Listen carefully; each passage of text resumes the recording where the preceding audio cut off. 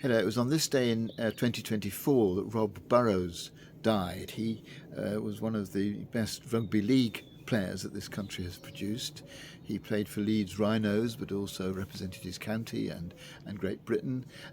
Very small in stature, he was scrum half or sometimes a hooker, but highly skilled and well respected and loved in the rugby league community.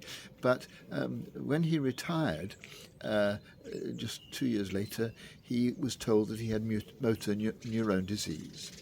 And so he spent the rest of his life, and he was only 41 when he died, campaigning to highlight the needs of MND sufferers and to raise money for research.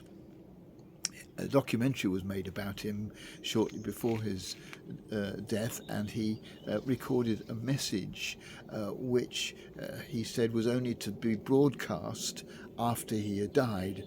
And in it he said, among other things, that it was really important not to waste a moment. Every day is valuable, he says.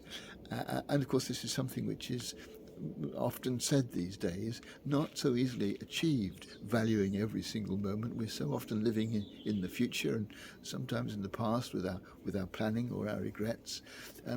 It is quite a skill just to really enjoy the moment and allow it to fill our lives. But he said more than that. It wasn't just that he wanted everybody to be enjoying the moment, but he wanted everyone to have a dream. He said in this world of adversity, it's really important to have a dream. And of course, his dream was that one day there would be a world where there was no MND. That it had been completely eliminated by as a result of the research which he was doing his best to fund.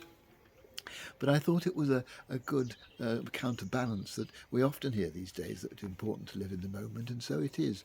But I think it's also important alongside that to have some dream for the future, to have some idea of what we would really like to have in the world that was different from how it is now. Sometimes something in our own lives, something in the lives of some people that we love, something in the life of the world that we want to campaign for, as he did for MND.